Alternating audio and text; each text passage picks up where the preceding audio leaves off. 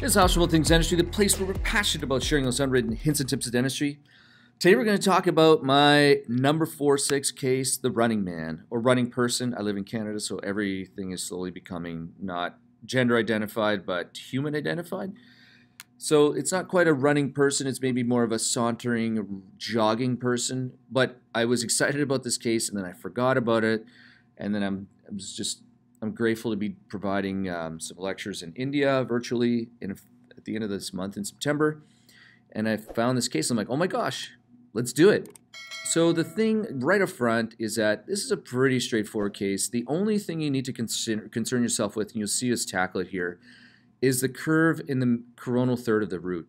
Why is that important? Because the problem is that the bulk of our file, the thickness is going to be rotating around this curve, and there's a potential for increase in fracture of the more coronal portion of your file. Now, does it make a difference with our heat-treated files? I don't know, but let's go ahead and just walk through it and show you a couple tips that I do routinely have made a significant difference in my life in doing root canals. So we diagnosed this tooth as tooth number 4-6, symptomatic irreversible pulpitis with normal apical tissues. We diagnose this case after we do all of our clinical diagnostic testing. So we're going to diagnose the whole arch. We'll sensitivity tests, all these things are done on all these teeth in this arch just to make sure that nothing else is part of the problem. And then we get our diagnosis, and then off we go. Cold? Anything? Nothing? So what I'm doing here is I'm double checking. Because it was symptomatic irreversible pulpitis, I'm double checking before we put the rubber dam on and attack that tooth with a burr. Anything? I'm going to do this is what I call my double insurance policy, making sure that anywhere on that tooth I'm testing will not test positive to cold. Now, how did I get to this point? I gave the patient 3 blocks. Yes, you may think I'm nuts, but over 20 years of doing dentistry, finally, I'll do 3 blocks, long buccal infiltration, and we're going to do one of these, especially right up front. After I do my blocks, I'm going to give the patient a PDL. This is for standard, especially for symptomatic irreversibly inflamed teeth. I just know that after trying to get into these teeth, they're going to feel something. And the last thing anyone wants to feel is pain, especially the dentist. I mean, taxes are painful. Income tax is painful. Like all types of taxes painful. But dentistry pain, that's even worse because you can't control it. So what I'm using is a super short, let me turn it down, super short 30 gauge needle in the mesial and one in the distal. I'm going to be using, this is just a regular syringe that I'm using. But normally we couldn't find the PDL gun. It's one of the practices that I work at, and it was somewhere in the building. So I'm just going to, ante up. Let's just do regular syringe. So I'm actually using 2 hands to get some pressure. We're going to get it till we get a bit of blanching on the gingival tissue, and then I'm going to do the same thing in the distal. Okay, so we have our rubber dam on, and let's rock and roll. Now you are going to see this little perforation here in the mesial part of the rubber dam. I didn't recognize that till I started watching the video. This is the thing. We get focused on what we're doing. So what I do 99% of the time is I'm going to start with a long shank round burr. You can use whatever burr you want. The beauty and what I've been trained is the long burr actually knocks the head of the handpiece out of the way so you can see what's going on. So the first thing I'm going to do is I'm going to touch the tooth just real quick, and then I'm going to stop. I'm going to ask the patient, do you feel anything? And they said no. You could see before, and then what we're going to do is we're going to rock and roll, and off we go. But you can see here I'm having angulation problems. So it's like, you know what, the patient can't, I do have a bite block in, but the patient can't open that wide. So what I'm going to do is I'm going to take just a regular length burr. I'm going to remove, this one's a transmetal burr. It's just what we had in the burr block. You can see it's cross-cut, and I'm going to create the outline of my access, remove that amalgam restoration. There's a composite in the posterior. So I'll get a little bit deeper, more apical. I'm going to switch back to my regular long shank burr just so I can get a better idea of length and sight, visibility. So what I'm doing the entire time of this access, so let's take a look. We'll stop back just real quick we'll look at our periapical radiograph. We can see that we have a fairly open chamber. So here's our amalgam. Deutsche Musikant showed many years ago that the rough estimate is 6 millimeters from one of the mesial buccal cusps to the roof of the pulp chamber. So I'm actually using that, and we have an open pulp chamber. It's not calcified. So I'm actually using that to gauge where I am in the access. You can also see, look at the angulation of the tooth in the mandible. It's actually lingually inclined, and you need to make sure, because I mean, I've seen it with my students, and I've done it myself a long time ago, almost perf along the lingual. So right there, you see where the burr just kind of sinks right there, and it actually drops. But I'm actually using the visualization of where the shank meets the burr. So this angulation, or the length right from the tip of that burr to where the shank changes is roughly 6 millimeters. So as I'm starting my access, and in these types of cases, I'm actually going to try to just drop in and see if the patient feels any pain. So I'm watching where the burr drops. I'm watching how deep I'm going, and it's a boom, drop. I'm going to take a look, and I'll see if the patient actually experiences any pain. Because right now is a great time to do the worst type of anesthesia is the intrapulpal, but if you need to do it, you need to do it. So right now, I popped in, and if the patient felt any pain, I'd have a great opportunity to give them an intrapulpal right then. And you can see how the pulp is starting to hemorrhage pretty quick. Could be an indicator of, an irritated pulp. Put your comments below. I mean, a hyperemic pulp sometimes is, in symptomatic irreversibly inflamed cases, it can totally pop up. Now, what I'm doing here is I'm not using my standard burr because I work in several different practices, and unfortunately, we couldn't find the endo Z burr. So this is just a regular diamond. The burr that I love to use, especially in cases where the pulp chamber is open, I'll use an endo Z burr, which is a non-cutting tip, and we put the tip of the burr on the bottom of the pulp chamber, and we just float around and get our prep our access. But in this case, it was a diamond, which is fine. I don't normally use it, but it is what it is. This is real life. And then what I'm going to do is I'm actually flattening the cusp tips, and this has been very helpful to speed up and increase my efficiency. So it's something, if you want to increase your efficiency, it's really the little things like this. And what this does is it creates a stable reference point.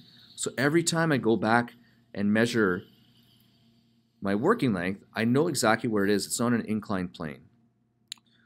All right, so where are we at right now? Let's take a look. Here's the mesial. So this is the amalgam. This is the removal of the amalgam. We're going to leave this open, leave this right here. So we remove all the amalgam to make sure, one thing is we're looking for a crack, just to make sure there's no crack and deem this tooth potentially a guarded prognosis. The other thing we're looking for, we remove the amalgam, is to make our life much easier with our working length, so it doesn't, our file doesn't keep touching the amalgam. And then we're just looking to see, okay, this is the mesials. There's probably the mesial, let's see, this is the buccal of the case, so this is the lingual, so this is our mesiolingual area, this is our mesial buccal. And then what we're going to do is I'm going to tackle a little bit more of the distal. So let's remove more of that distal pulp. But you can see I'm angling the burr to access where the orifices are and not try to blow out the whole, the whole occlusal surface of the tooth. But I can tell you from experience, and I can tell you from the literature that ninja accesses are really difficult, and they slow down your efficiency. And quite frankly, I'm not sure they increase the outcome of your endodontic therapy. And if you're watching this, you're probably not doing ninja accesses on a routine basis. May I argue with that one. So here we go. Now this is our pulp tissue. We've got our distal canal. We're looking for 2 distal canals because that is, the distal lingual is like the second commonly missed canal possible in the oral cavity of humans.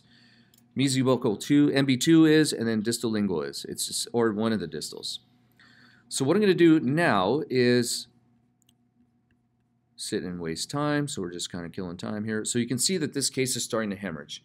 Now, what I was taught in school was to take a hand file and try to find an orifice, try to find a canal. I can tell you from years and thousands of cases that is the most painful process to do possible. So what I'm using here is actually a smaller rotary file. I use the Wave 1 Gold system. I don't get paid. This is actually the 8 teeths portable handpiece. This is the E Extreme. It's amazing. I love it, and it works. They sent me these. I love using them. These I don't get paid for. I just use them because they're a standard file that we use in North America, that I use in North America. So what I'm using here is the yellow or the small, which is a 2007. Should be a 27.0 taper. And the reason why I'm using a smaller file, and what I'm doing is I'm opening the Coronal 2/3 of these canals. So the Coronal 2/3 is essentially, quickly, I'm just opening up to the cutting flutes of the file. It's really quick. It's a quantitative measure. And I'm using the small one because, remember, we've got the jogging person, and I'm concerned that if I take my Wave and Go primary, which I normally do, I'm going to ledge that case right about here, and then it's Frustration City. So what we're going to do is we're going to take that smaller file and open up the Coronal 2/3. Because this is still, it's a gentle pattern of sort of curvature. I'm going to see how that file goes to length, and let's just, not to length, but let's see how it goes around that curve. The beauty of heat-treated files is you can bend the file and put it in the orifice. I can't stress that enough. So I can bend it. What's happening is I'm putting that in the mesial buccal. I'm running that file. I'm just seeing if it's going to cut to, see if I can open up the Coronal 2/3. And you can see the case is hemorrhaging more. So what that doesn't really tell me anything other than if I didn't open the Coronal 2/3 and remove that pulp tissue, it'd be really, again, Frustration City. So you'll see that as you remove that pulp tissue, especially from the pulp chamber and the Coronal 2/3, the hemorrhaging stops. And then you can actually take a deep breath and be like, oh, I can actually see where my orifices are. So let's take a look and see what's happened here.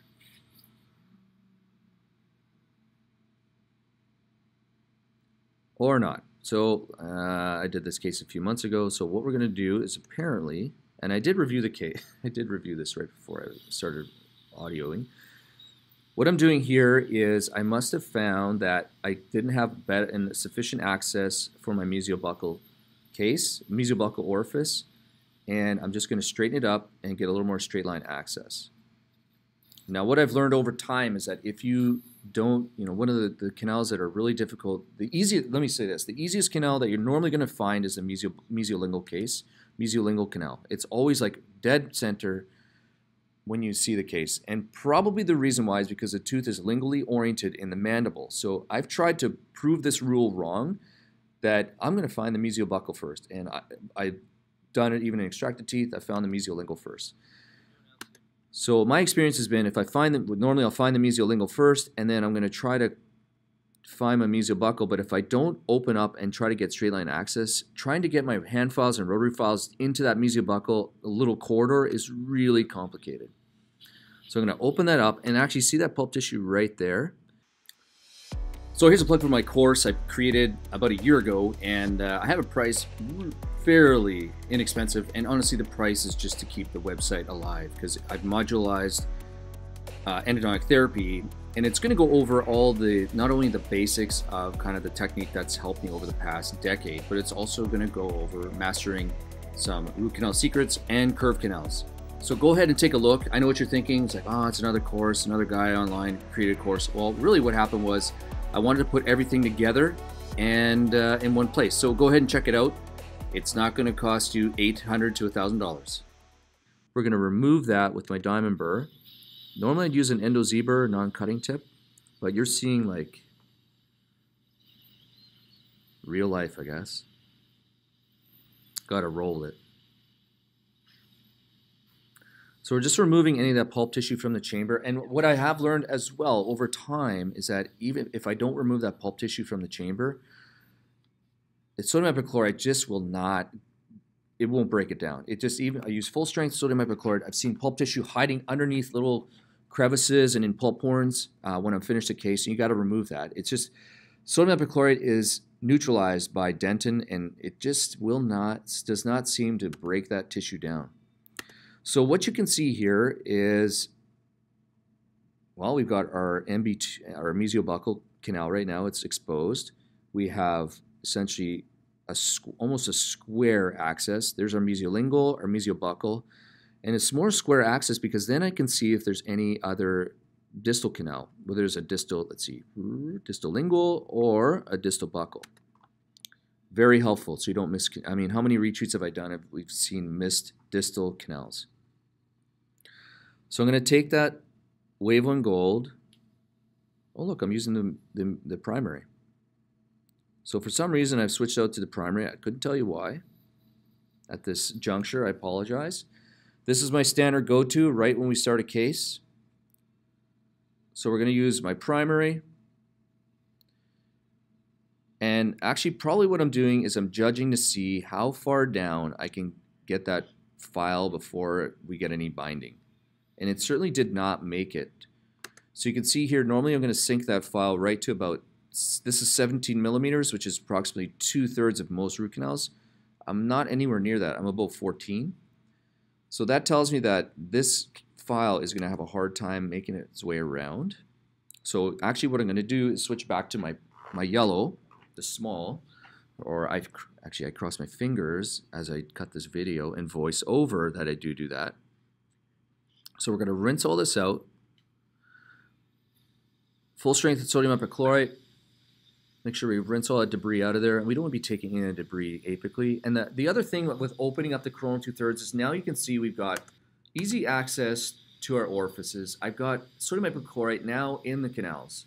So this is time. You can see the time here. This is 36 minutes to placing our gutta percha points and taking our radiograph, taking our x-ray. So now, excuse me, I have, we need at least 20 minutes of full strength sodium hypochlorite in the canals. The time has started. So you're going to ask, Ash, what on earth are you doing now? Well, what I'm doing now is I'm actually troughing between the two mesial canals to look for a middle mesial. Middle mesial is roughly in 15% of cases, and it's 100% in the cases that you have it with you. So it's important, it's a pattern. It took me about a year to slowly make it routine to get out my Muntz burr. That's a 1 millimeter diameter burr, and start troughing between the middle mesials. It is what it is. It just took me, just getting in the habit. So you can see here we've got our buccal, we've got our mesolingual. We troughed. We'll take a look and see if there's a middle mesial. I doubt it. There is a great article that talks about when the prevalence in the patient population of when they found more middle mesials, and they found them specifically when these two canals did not join and when there was a certain distance away from the middle.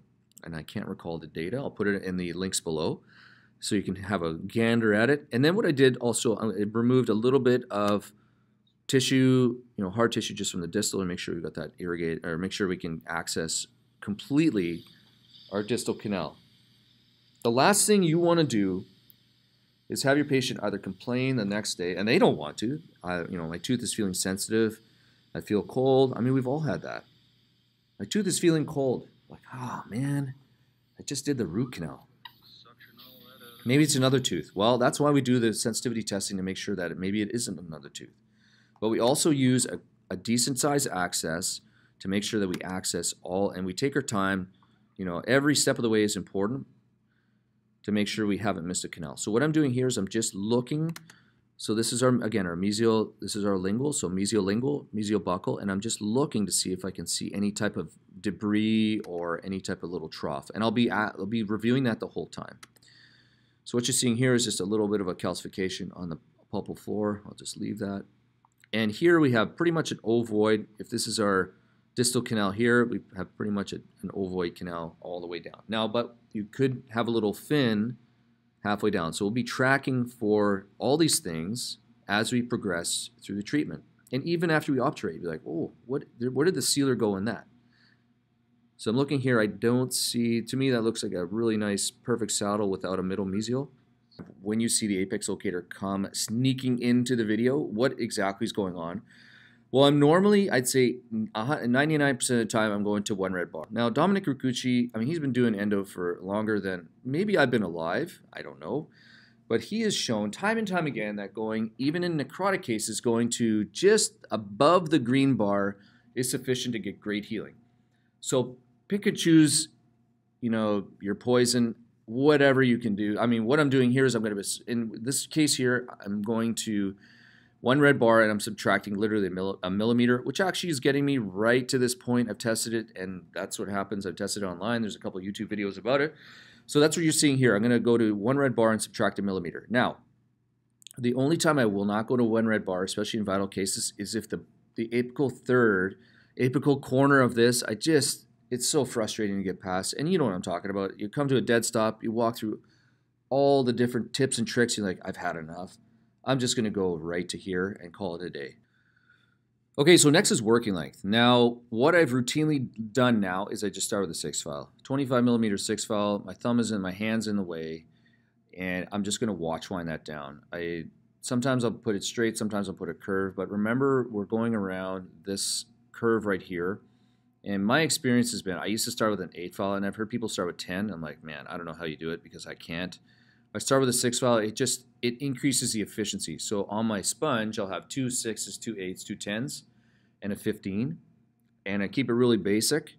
And in this case, I'm going to start with, doesn't really matter, sometimes a mesolingual, mesobuccal. I'll test, place a file in, put my apex locator on, see if I'm at 1 red bar or anywhere near it. And apparently I wasn't, so I'm just going to watch wind. And then we're going to do it again. You can see, watch the bars on the file. So it's the numbers on these files are 18, then 19, 20, and 22. So we're slowly making our way down. And then, oh gosh, I'm out of focus here. So what you're seeing here is I'm going to, what you literally just saw there. So apex locator on. I would recommend before you put your file in, push this rubber stop down a little bit, because, you know, I mean, how many times have you tried to like push this down with the file clip thing? And it's just frustrating, and I don't know why I didn't. Anyways, I was able to do it here, push it down, and then I'm going to use kind of a two-handed technique. I'm going to have I'm right-handed, so I'll have my left hand on the file. My right hand, so my left hand goes on the file. Let's go back here. My left hand's on the file, my right hand's on here, and I'm pushing this file over to my reference point. And then what happens is I keep this, you know, sometimes I'll keep this on, keep the file clip onto the apex, onto the file or not, it doesn't matter. But what that does is it produces a very stable reading, and then I'm not screwing around. That's what I'm trying to do. Limit the screwing around, increase the efficiency. Because endo, like my buddy Les says, it's a time suck. So you're going to see the same thing for all the canals. I'm going to place the file down, watch wind it down, and that was the mesobuccal. We're going to distal canal. Again, I'm going to place the file in. One hand, my right hand's on the file clip. My left hand is pushing the file towards the reference point, and I found that over time, and you can see how now I have a flat, I mean, it angled down about here, but this has a flat reference point all the time. So in your notes, you can write down, you know, mesobuccal, mesolingual, mesobuccal, distal, and then your reference point, because I've forgotten, I'm sure you're familiar with that, I've forgotten where my reference point was. So it can be helpful to do that, to write down where your reference point is. And then what I did was, for some reason, I skipped an 8 and went to a 10, and we'll just watch wind and see what we get. Make sure we get down to length. And I'm just doing a simple watch winding technique. Nothing special. Because I'm really confident with, I'm not confident myself, but I'm confident of these files, that I didn't even I've come to learn that with Wave on Gold, the system is that I don't really need to do that solid of a glide path with hand files. Now, because this file, and one of the issues you'll see here is all I did was I watch wind that file down pretty quick, and that 10 went down, no problem. I reconfirmed my working length. Oh, I looked at my bend. You can see there is that bend. This is the thing I missed when I was skipping through there. So here is the bend in the case. So the file, I find the case is actually more curved than this actually tells you. But I'll take a look. I'll see where the curve is. Okay, yeah, okay. It's pretty straight at the apical portion, so I'm not too concerned about creating a super glide path. That's with these sets of files. So remember the Wave on Gold primary didn't make it all the way down to length. And because of the curve of this tooth, I'm just rambling on now, but because of the curve of the tooth, I'm actually expecting them to join. It's just been my experience that more curved, not all the time, but I'm expecting them to join, but sometimes that can burn you down the road. But what we're going to do is we're going to go back to the Wave on Gold yellow, so it's a 2007 file, and we're going to take that to length. I might actually take it like a millimeter long, or a half millimeter long. So So you can see there's our mesial buccal. We're going to tackle the mesolingual first because it's more usually straighter. And what I've done, and my buddy, Brian kind of reconfirms that he uses a negative irrigation technique, Dr. Steck from Egypt. Great guy, super awesome dude. He does negative irrigation. I just find it's too much hassle. I think it's a great way of doing it. It's too many tubes. But what I do is I have the pulp chamber just about full, and I'm taking the file out. And as I take the file almost out of the orifice, but back down, it empties the flutes. So I don't have to keep bringing, it's about efficiency. I'm not talking about speed, it's about efficiency. So I'll bring the file back out. The reciprocation motion actually empties the flutes into the irrigant there, and then we're good. Now you're going to say, what on earth are you doing? Because there's no stop. Well, in standard practice, in a general practice place, we ran out of, we don't use small 25 millimeter files often. So what I did was, I know that the length of this file is 21 millimeters because it's a short. So from this to the tip is 21 mils. So these bars are 18, 19, 20, and then I've got 21. So as long as my working length is right around 21 mils, I can sink that all the way down. I've been asked by some people that, I forgot about this, but some people have done this course and like, do you have a retreatment course coming up?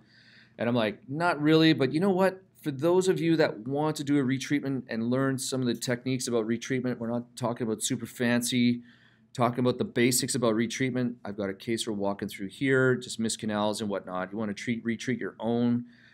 I'm going to be putting that up, hopefully publishing it within the next few months. So, put in the comments if you're interested. It might, more people the better. It forces me to actually get cracking on this project. So, without further ado, let's get started. And then we're good. Still okay? Awesome. Sometimes using shorter files is actually easier, especially if the patient can't open significantly. It's much easier to get the file in there, especially with hand files. So that's the mesolingual. We've opened that file to length, that canal to length. Now, talking, it took us a while to get there, but in real life, it wasn't that, it was pretty quick, pretty efficient, but it's because I practiced over and over with extracted teeth. I was thinking about saying that, and I need to say that. If you want to make this efficient, it's watching videos, but it's also just doing extracted teeth. Doing it in live patients is definitely helpful, but practicing your efficiency and speed using some of these techniques from all the people on Instagram, YouTube, Facebook, whatever you got, practicing on extracted teeth will make your life so much easier because then you can time yourself. You can practice breaking files in extracted teeth. You can do tons of things. You can cut the teeth in half and see how your file looks. Like I've been creating another course. Over time, it's a lot of work. So you can see here we're sinking it right down to the hub on this one. Usually the mesial buccal is going to be a little bit longer, maybe a half mil to a mil longer. Not in all the cases, but in some of these. So I sunk that case down, and I'm like, sweet, we got our glide path. And we're just going to keep going to the distal. But, even the courses that I'm creating, that you'll slowly see someday, we do a lot of work on extracted teeth, and it just reinforces efficiency. You try to learn new techniques. So if you want to make this real, like if you want to, my only advice I have today, in the middle of this like 2-hour video, is if you want to make this a consistent thing, like making it fun, is practice on extracted teeth. I can't stress that enough, and I'll stop stressing it. So what we've done now is we've maintained our glide path, we've gotten down to length, and now what I'm going to do is I'm just going to take the primary, which is a 2507 file, reciprocating, and off we go. Now this is a problem here. You see this saliva coming in from this hole? And I don't even know if I've noticed it. It's not going into the chamber, so that's fine. I'm not getting leakage into the case, but it's important to note these things. I missed it when I was doing this case, but it's important that if you have leakage, because that slows down a case as well, if the patient ingests or tastes some of their beautiful 6% hypo, it's awful, and it slows down the case. So what I'm doing here is I stopped, This is like squirrel. This is over. We're going to try to clear that up. I stopped the file and I'm looking to see where it's cutting. I'm actually looking to see if it's cutting in the coronal third of that file, and it's not, so I'm like, okay, it's not cutting. That's about it. Now with the mesial buccal, you see how the case is oriented lingually again? Sometimes it's really hard to get a straight file into that mesial buccal, so I'll bend the file and down it goes. Now I don't always use, I actually rarely use the small file, but in cases like these, I'll use the small reciprocating file, or whatever other file system you use, I'll use a smaller one. So I'm looking for where are we cutting? Are we cutting the apical third? No. Are we cutting here? Yes. Noted. And that's about it. So the dental system that I'm working with here is I've been working with Justine for about 3 months, and I work Saturdays at this one place once a month, and she works with an endodontist full time, and she's unbelievable. If you ever get to work with an endodontist trained dental assistant for endo, whoo, your life will never be the same. She's awesome. So the things that you're seeing in terms of assisting, you're not actually seeing the big picture. So she knows when to do things, when to hand things, what stuff is ready. It's just actually quite remarkable. So Justine, I know you're not watching because this is pretty boring for you, because you watch this all day long, but thank you so much. I'm super grateful for working with you.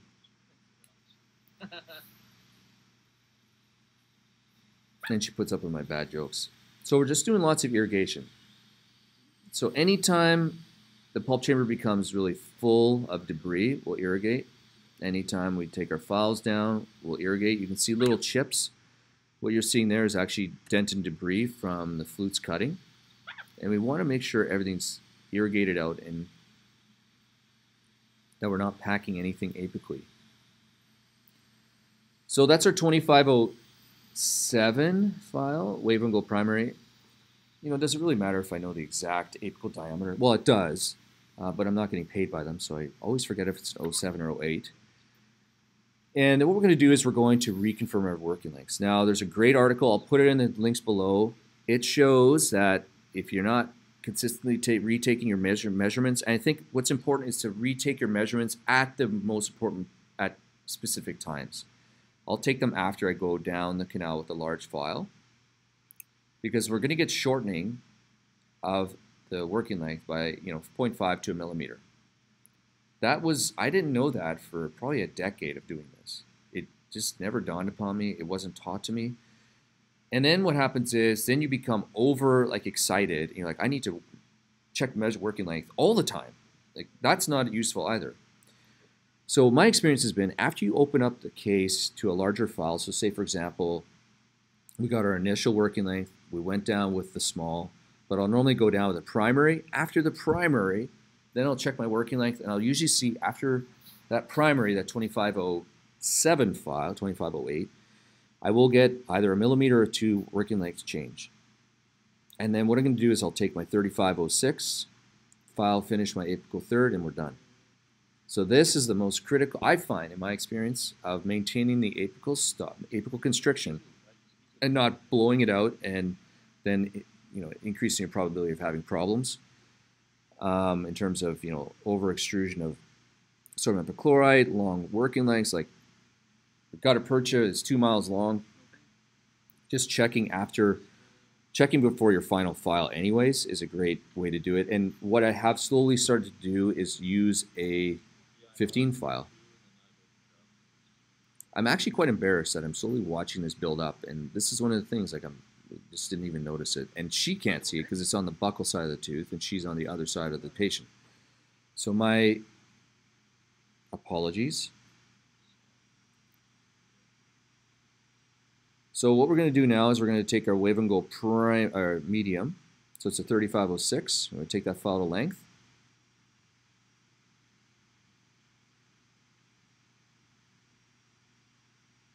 We'll speed through here because this is similar. The one thing I am going to do is at the end of that cycle, I'm going to pull it out and check for debris on where my flutes are. And I don't think it was in, see if it was in focus, down, see if we're getting any debris cut on the apical third. It's not in focus, but I can see it in the microscope. Let's see if we can see the mesolingual.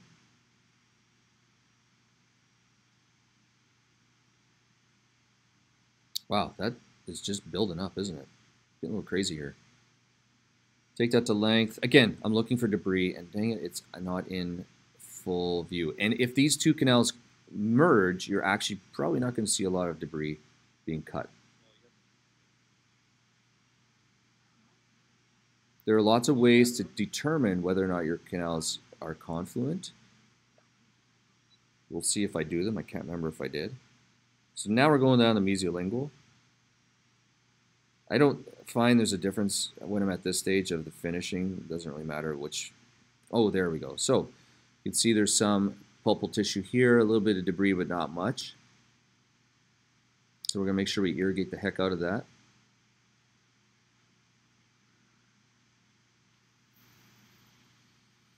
And let's just irrigate all that. Then we'll do our distal.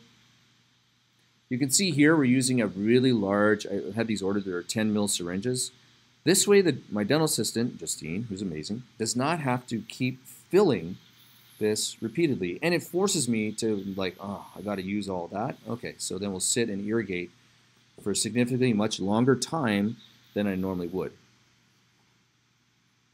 So we're still getting a little bit of hemorrhage from the distal there. I saw a little pop up there. So we're going to make sure we get rid of that. And we're going to do that by taking our medium down to length. And then we're going to check for debris. And then we're going to go left and right on it. Okay, let's go back here. What just happened? So we went down the mesolingual because I saw that debris again. So here's some more vital tissue. So we're going to go just using our machining to get rid of that. More irrigation. And let's go down our distal. Go down to our working length. I pulled it out. Just take a look. We've got a little bit of debris, not much.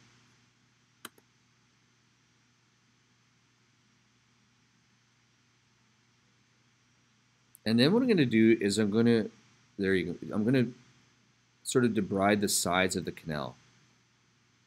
Lingual, buccal, more distal, not so much mesial to go towards ossification. And what I'm doing here is I'm just removing any of the vital tissue that may be remaining along the sides of the canal. And actually sometimes it happens is it opens up another canal, like a little fin. I'm like, oh. And you know how I learned how to do that? It's a really funny story. I had my own root canal done by my friend John, and endodontist, and he was literally, I was watching him in the microscope, just literally looking up in the reflection of the microscope. I'm like, what on earth is he doing? And I'm like, he's scrubbing the sides of my palatal canal because I had a tooth, my tooth number 26 had a root canal about 6 years ago now. Oh, look, it's gone. Amazing. The pool is gone. We can all rest. You don't need to be concerned anymore. So that was one of the biggest things that I learned was removing vital tissue from the sides of those canals. And sometimes you need to do that because there'll be debris and you've got this, how else are you going to scrub the side of that canal? Then use your metal file. So now what we're going to do is we finished all of our cleaning and shaping. We're going to rinse. We're going to irrigate with full strength sodium hypochlorite. And it is super boring. This is a great time here if you want to take photos of your cases without those little bubbles. Sometimes just using EDTA is actually more effective because it doesn't seem to have bubbles from organic tissue. But what happens is just because of the refractive nature of liquid, pretty fancy to speak, it's easy to get all of the canals together and take a picture. So what you're seeing here now is I bent this to 2 millimeters short of my working length, whatever it was, I can't remember. And I'm just going to irrigate it out, irrigate those canals. So I'm using this bend, it's shorter, it's so much faster, and we're trying to increase efficiency. So all we're doing is we're running irrigant all the way through this case. And there we go. So let's take a final look to see if we have any pulp tissue, anything floating around, make sure we've got everything. So let's take a look here. This is our mesiobuccal, mesolingual, because it's around that side. Here's our middle mesial. I don't see anything here. That to me looks fine. I look along the sides of the pulp chamber. I don't see any pulpal tissue, nothing there. And I look at our distal, and there was nothing there. So what I'm going to do now is I'm going to fit my gutta percha point. Pretty standard. We have them disinfected with alcohol before. And what I've kind of gone away from, I've done this on clear teeth, is just doing a manual dynamic activation. So you can see I'm trying to like show off the fancy bend of the gutta percha. Anyways, regardless of that, disregard what I just did there. It's like goofy. What I'm doing is that instead of using any type of sonic activation, I'm trying to keep this minimal, and I found that this is actually quite an effective technique to remove debris from the apical portion and just pump my gutta percha like 5 to 10 times at my working length. I have just, you can use sonic, but I find that even in the plastic blocks that I've done and ultrasonic, I've tried to make it work, and I don't find it's very effective in terms of getting debris from the apical portion. Now, certainly, what I have been waiting to order, and I can't get my hands on it, it's the supersonic with the air sonic scaler. I find that the videos online I see of that, and I have to get, when I edit this, I'll put in the word. I can't remember what it's called. But other than that, I'm just going to use dynamic activation with my gutta percha point. So I'm trying in my gutta percha point with, so one of the things you just noticed right there is I squeeze. Make sure you squeeze your gutta percha point to make a little dent so you know exactly where it's seated when you go back down. And I'm trying in my gutta percha points with sort of my perchlorate just to finally get that final last little bit of degradation of vital tissue. I'm not worried about bacteria in this case. It's vital tissue we're trying to get rid of. So we're going to irrigate all of that out with my sodium hypochlorite. Let's fast forward this, and then we're going to switch to EDTA. So there we are. So we've irrigated it out, we've dried our canals, we've fitted our gutta percha, and let's just take a really fine look at the end here. So we've got, in my mind, if you're going to irrigate a lot, irrigate with hypo. That's a mic drop right there. So I'm not an expert, I just do these things. So there's our mesiobuccal canal. There's where a medial mesial would be, it's not there. There's where a mesolingual is, hiding right there. I don't know if I get a better shot. There it is right there, a mesolingual. And there's our distal. So it's a little bit more ovoid, but that's certainly not two canals. And then what we're going to do is we're going to place our sealer. And what I've done is I've started using a smaller tip. This is actually an etch tip, but I'm kind of on the fence. At this day I was using it, but it uses less BC sealer, which is always a good thing, especially if you run out of it. But sometimes this etch tip is too short. Now, I'm not a fan of buying lots of gadgets because I find with gadgets, they go missing and then you rely on them and you can't find them. So these types of tips, unless you're doing endo all the time, those specific tips that are really cool, that are nickel, titanium, whatnot, or there's a whole bunch of them for sealer, I'm really hesitant to buy them because we'll just lose them. So the thing with the etch is that it uses less, but the damn tip is too short sometimes. So it works there. I'm going to take a hand file. I'm going to run that to length. Make sure I get that coated all the way through my patency. Does patency even matter? I'm not sure anymore. And then we're going to take my gutta percha points. I'm going to put them placed in the length. Now you can see here. So this is one of the tests I'll do. Now in this case, I didn't place one gutta percha and then take a hand file and pierce it, whatnot. I've done that a lot of times. So what I'm doing here is kind of like the pumping technique, or it's like a piston. Like down goes one, up goes the other. Up goes that one, and that one goes all the length. So I know, like, oh yeah, they join. Like, sweet. I'll place my distal. So I'm double check it just to make sure. So arguably what I should have done is cut the length off of that one a bit. And I'm placing a secondary cone and even a third one, just so that distal one doesn't fall out because it's a bit loose. And then what we're going to do is we're going to take a radiograph. So this is our working length radiograph. And you can see here that we have our clamp on.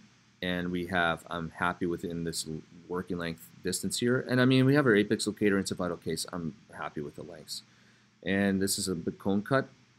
I should have, and now I look at it, I'm really like, maybe I should have taken another one. But we captured it. I'm happy with it. And then let's just go ahead and finish this case because I've been talking for a long time. Oh, actually, last thing before I go ahead and finish this. So one of the things you need to do before you start your root canals is take the lip clip with the file holder and place it on the lip clip. It goes out of the screen here. Place it on there and make sure that you've got continuity. That way you know that there's no break in the system, short in the system, and it's going to be working. I was going to put that. Okay, so we've taken our working length radiograph. We're happy, and what we're going to do now is seal down sear off our cones. We're going to do a single cone technique. Now the thing is, what I need to say is I make a notch in the rubber dam before I take the rubber dam off, because we take a radiograph without the rubber dam frame on. And what that does is it allows me to realign my rubber dam properly so it's efficient.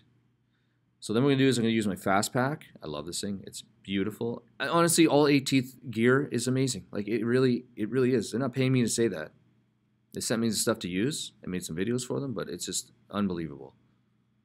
I'm really impressed. The Chinese they've really solved the problem of price and actually reliability. And the reason why I'm going to, as you're watching me just sear it off, it's pretty simple. The reason why is because I go to different offices throughout the month. Their portable stuff, battery operated handpieces, actually get put into a Tupperware container, like not nicely, like they're thrown into a Tupperware container and dragged around. And I've been doing this for 2 years now, and they always work. They last a heck of a long time. Again, I'm not getting paid for this, but I have a great working relationship with them, and they just my stuff doesn't sit on in a nice little drawer like a prize. It's just I use it and it gets thrown around and it falls on the floor. It happens. Floor is not so much it happens, but it gets put into a Tupperware container and dragged around, and it always works. And that's what I love about it. It's dependable, because when I roll into it, when I go somewhere, I need to know that my stuff is working. So there we are. We've got our final obturation. Here's our mesolingual canal. There's our mesobuccal canal and our distal. Oh, there we go. Getting the prize shots. And there's our distal canal. And that's it. So what I would do here, and it's taken me, I've done this for so many times that now I'm slowly doing it, placing resin modified glass armor over these to seal them up. And then because this dentist places all her own restorations, we just place a cotton pellet. So that's what I would normally do. Don't do what I just did here. I would place a resin modified glass armor, and then if you're going to restore it with whatever restoration you want. Replacing just cavit because the patient will be seen in a week.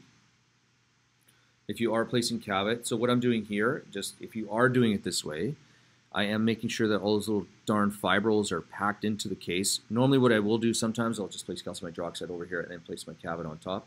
Then there are no fibrils for bacteria. And then you see it come in with my cavit already kind of in a triangle, like a cone. That's from Justine. She does that. It's amazing. I go, watch this. Bam. Just like that. Down. It's done. And then the case will be seen by their practitioner. So let's take a look at the final radiographs. It's right here. There's, I'm super happy with this. You can see these, well, you can't see it here. I'm just making it up, but they do join. We saw it. They do join.